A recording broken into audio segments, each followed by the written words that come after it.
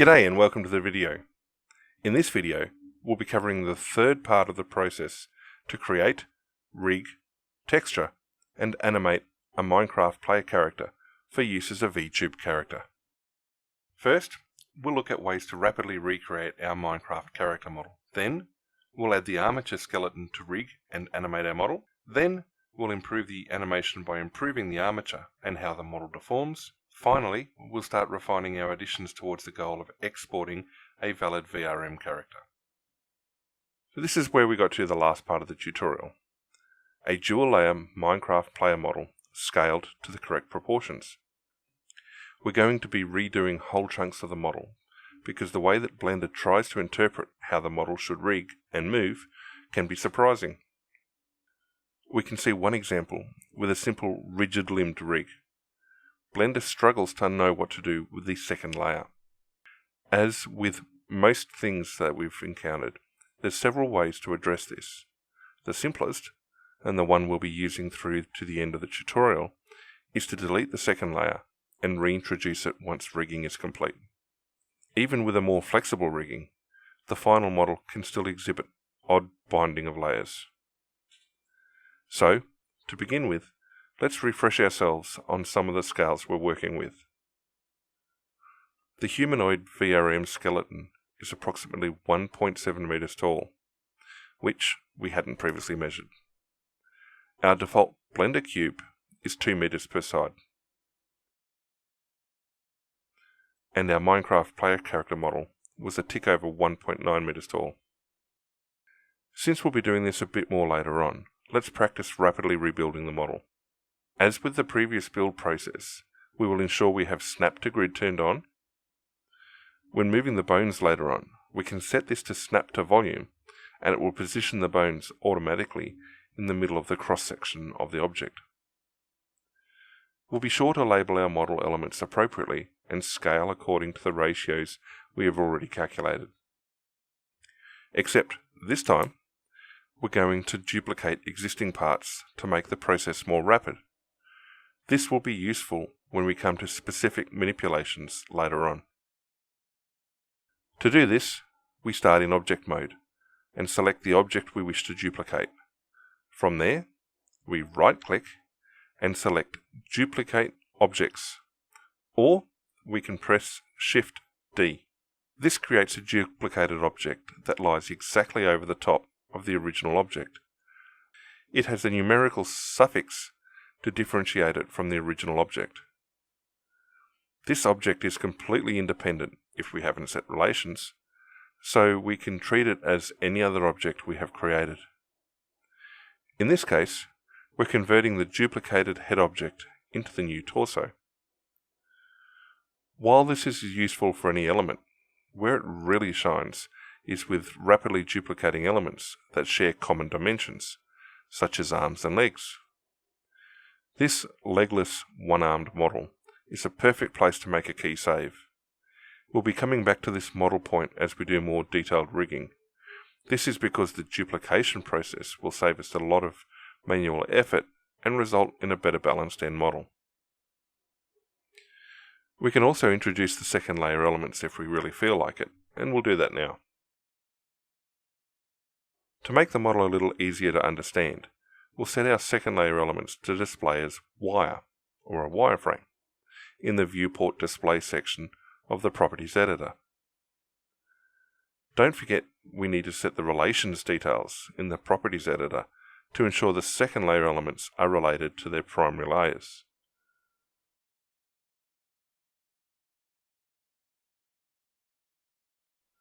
This point is also a good one to make a key save at, as it's the two-layer version of our previous key save. In duplicating these dual-layer elements, we need to be careful. If we only select the parent object, then that's all we'll duplicate. We need to ensure we have all the layers selected before we duplicate. The simplest way to do this is via the scene collection, and confirming in the workspace that both objects are selected. Once duplicated successfully, the new objects will have also duplicated the relations, and so you've got a limb, complete with its armor layer, properly related to it. And there we have it, a rapidly recreated player model, correctly proportioned, with both layers in place. We'll now start rigging our model. To begin with, we'll create a rigid-limbed approach, much the same as how the character actually moves in Minecraft. This simple rig will not be exportable, as it will fail several key elements of the VRM validation checks, but it will give us a starting point for working out what we want to achieve. We add Armature components like we have been adding object primitives. We ensure that we're in object mode. Then we Shift A, Armature, single bone. This creates an Armature heading in the scene collection and creates the bone at the origin in the workspace. We can't really see it at the moment and can't edit it. We select Edit Mode, and in the Viewport Display section of the Properties Editor, we select In Front from the options next to Show. This setting doesn't actually move the armature at all. It just ensures that we can always see it overlaid over the model. The armature itself will be buried inside the model. Each bone has a head, a body, and a tail.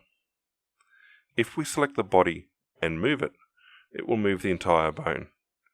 If we select the head or the tail and move it, it will allow us to grow or shrink the bone, as well as make it pivot about the opposite end.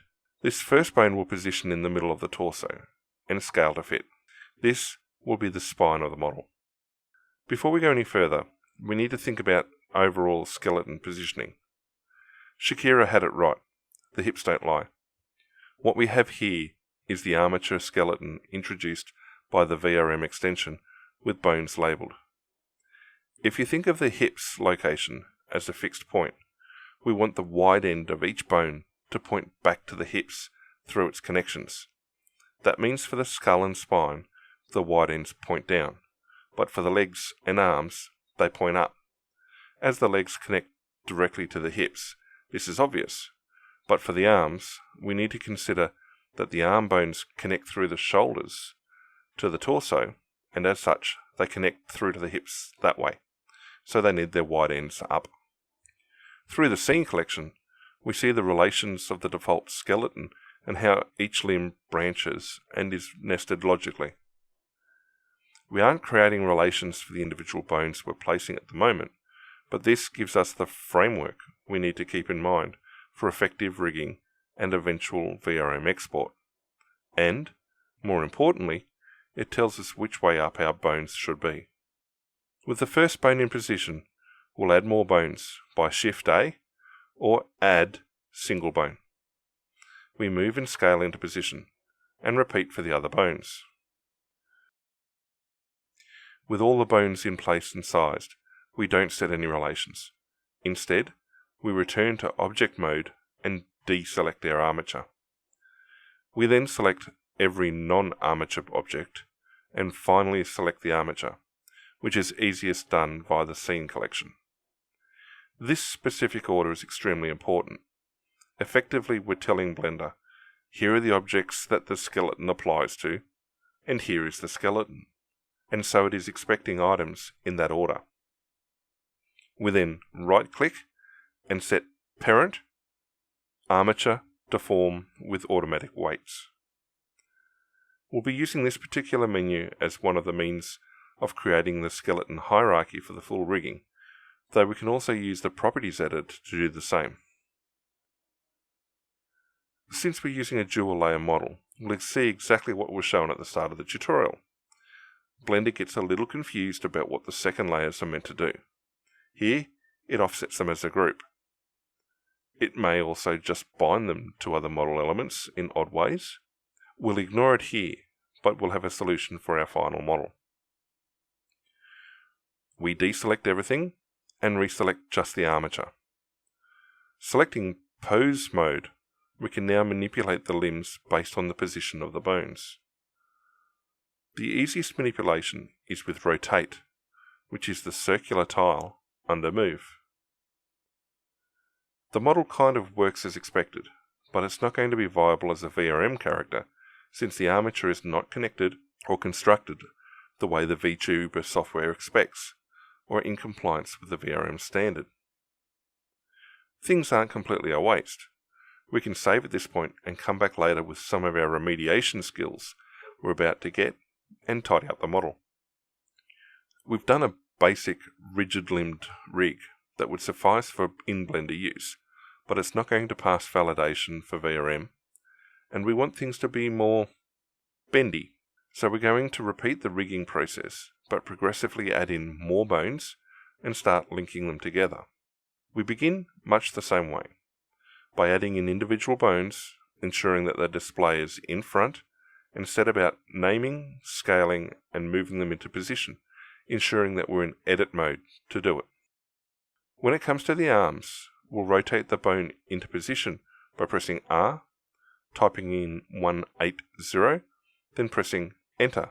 For reference, G is the key to initiate the move function. With our rigid rig, we scaled the limb bones to fit the limbs completely. Now we want to scale it to half size, since we're introducing bones for the second half of each limb. If you remember from our rapid rebuild of the model, we made use of the duplicate object function. Since we have a bone scaled to half limb size, we'll duplicate it and move the new one into position as the second bone for the limb. We need to remember that we need to be in object mode for this. A key positioning consideration here is we want the bald ends of the bones to overlap, since this will be our elbows and knees. Don't forget to keep labelling the bones according to their function and anatomical position, and using edit mode if you need to make fine adjustments to bone sizes. Just as we could duplicate multiple objects in the same action, we can do the same with bones, and so our carefully positioned arm bones can now be duplicated for the other arm and for both legs. With all the bones in place, but not yet with relations working, we can at least get an impression as to how the model is going to look and where the bones have ended up. It looks pretty good. We'll repeat the linking of the skeleton to the parent model through the same process as we did with the rigid rig. After selecting the model, then the armature, we right-click and select Parent Automatic Weights. As with the rigid model, our second layers misbehave. Of more concern for the eventual vTuber implementation is that if we try to export as a VRM, we're going to get multiple errors that prevent us from doing so. And this example includes extra bones that we've added already. We'll demonstrate another approach to generating the rigging. This time we'll use the VRM Humanoid Armature. It's not going to fit 100%, but at least we'll know it will be compliant with the VRM specification. Here we've removed the second layers of our model so that when we connect the armature to it, it will have one less set of odd behaviours, and it's one where I'd added a hip bone in the torso. Because we've built our model standing on the origin, and it is basically passing directly through the middle of our character, when we load in the VRM Humanoid, it will appear in the middle of our model and save us some effort in positioning. Since the Humanoid Armature is new in the scene, we need to set its visibility to in front again. We'll also delete our previous armature so there's only one set of bones to work with. We go into edit mode and set about moving and manipulating the skeleton to fit our model. The most effective means of manipulating entire limbs is to select the bones that comprise them and then moving them as a single entity. We don't mind so much that the shoulder bones are coming with the arm, since they're not really going to have a major impact on the parts of the model we actually want to move. As with the move, we can rotate entire limbs by selecting all of their component bones, pressing R and typing 90, enter, or 270, enter, or we do it the hard way in the workspace. As you can see, this has some odd effects, since the shoulder has a pivot point that is not tied to the arm bones, and, as such, the shoulder is bone stretched to try and accommodate the new position the arm bones are in. A simple move and things look much better. We continue with this process to reposition the other limbs and scale various bones into positions we think are going to work better. The rigging looks very similar to what we generated on our own, but there's a few extra bones and there's relations established between them. Repeating the process from the previous two examples, we return to object mode, deselect everything, then we select the model, then the armature, and set parent with automatic weighting. We now select just the armature, select pose mode, so we can see what our model will do. We have partial success. Limbs bend and deform in accordance with where the different bones are. We don't have odd-looking model elements scattered everywhere, but what we do have is a really strange deformation of limbs when moving them. Some of this deformation is us moving bones in unrealistic directions, but there's more to it than that. Fortunately, we have a way to solve this particular set of problems. The first approach we're going to take is adjusting the actual model. Before we start changing things around, we need to think about what it is the model represents and how key body joints work. Fundamentally, the model is 6 boxy elements that are surface mounted to each other and stacked in a way that looks like the Minecraft player character. Looking closer at the boxy elements, we don't expect the head to deform. In fact, that's the last thing we want it to do. It can move, but it shouldn't deform when doing so. We expect a torso to be able to twist and bend, with the rib cage remaining rigid while it does so. We expect arms and legs to have full rotation from the shoulder and hip joints. We expect legs to bend back at the knee, and arms to bend in at the elbow. The hands can introduce a twisting deformation in the arms via the wrists, but the feet don't have the same range of motion to do the same to the legs. We don't have hands or feet modelled, so this is the range of deformations we need to support. So, if we think of how we position the bones with the rigging, clearly we want the arms and legs to have upper and lower bones, and we want the torso to have enough to allow limited twisting and bending. We also need to think of how the limbs deformed. While the bending, twisting and rotating happen mostly where we want it, we have very little control over where in the limb it shows. At the moment, the body elements are like unsliced loaves of bread. Boxy, but will bend and deform in unexpected ways. Continuing the loaf of bread concept, if we sliced the loaf, it will bend and deform where we sliced it in preference to where it isn't. The loaf remains a loaf, but the slices allow for easier manipulation. So, we need to slice our model elements in a way that encourages deformation in places where we want it. To do this, we select one of our limbs, then go into Edit mode, and select the Loop Cut option. Before we go any further, we need to stop and consider a massive gotcha that could really frustrate us in this phase of modelling. We should be doing this work on a single layer model. While it's possible to do it on a dual layer, it can make it difficult to duplicate effectively, and we'll also have the odd second layer behaviour when we animate to test the cut effectiveness.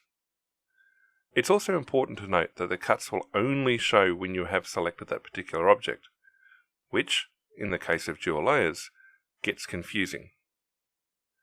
If you do persist in using the dual layer model, each layer must have the cuts added to them, as you can see in this initial example.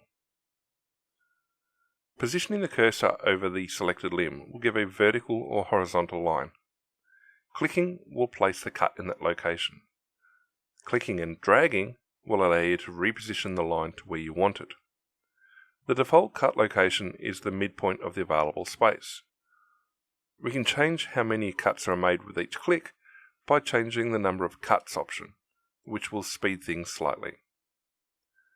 Since we're working with a leg, we'll create 2 parallel cuts positioned on either side of a theoretical knee. This looks okay, but we can do better. We select Move and check that we're in Edge selection. We move the front cuts to make a more pleasing knee line, and then rotate the model and bring the rear cuts together. This looks a lot better. When we do these cuts, we can think of putting that body part in a sleeve bandage and then moving the joint. Where the crease lines appear in the bandage are basically where the loop cuts need to be positioned.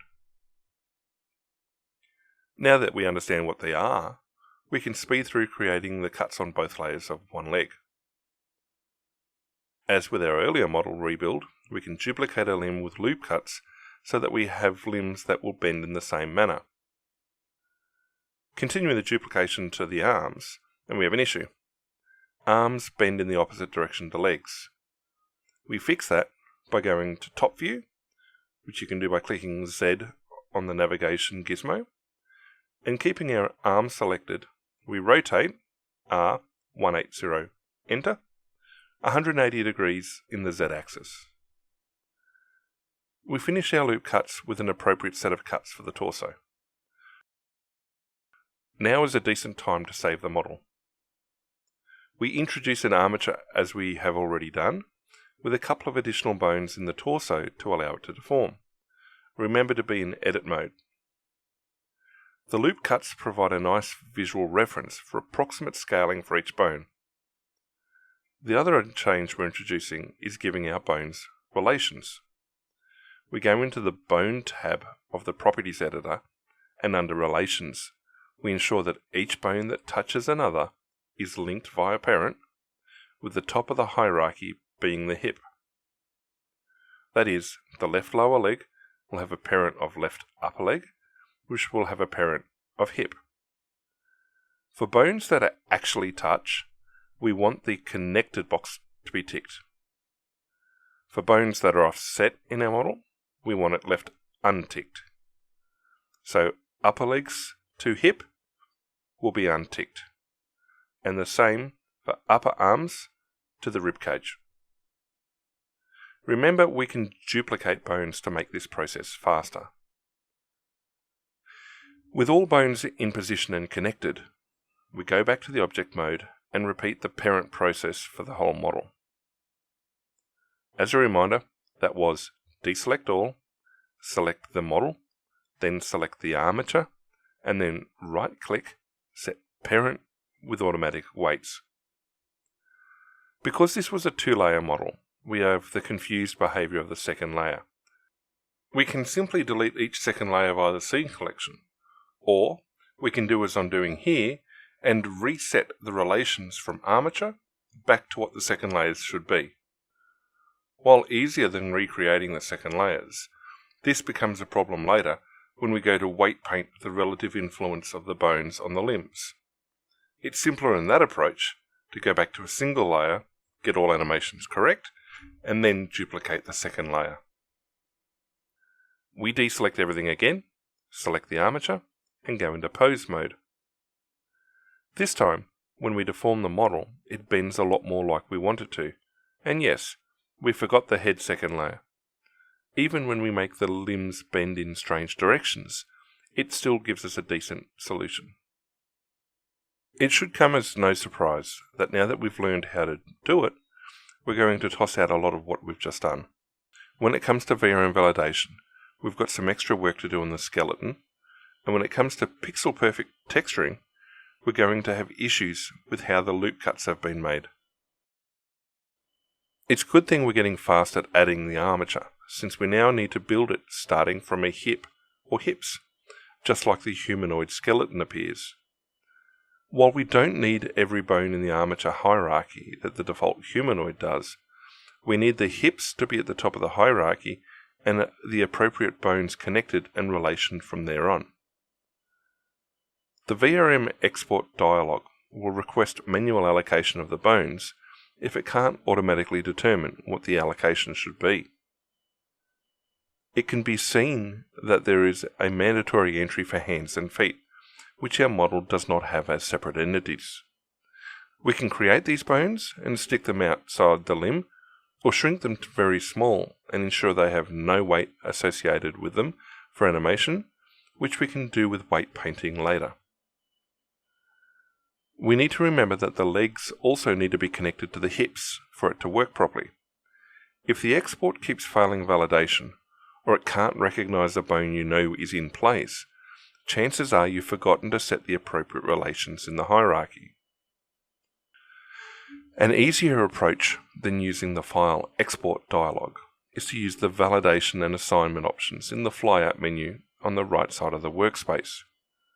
If it fails validation, it will pop up a dialog window that explains the error preventing validation. You can assign all the bones and validate the model at the same time. A gotcha is that you need to be back in object mode to have any bones or relations you just added show up. If there's still continued failure to validate and it still struggles to identify the correct bones, you can discard the armature and start building it again, but this time starting with the hip as the first bone and basically add them in hierarchy order.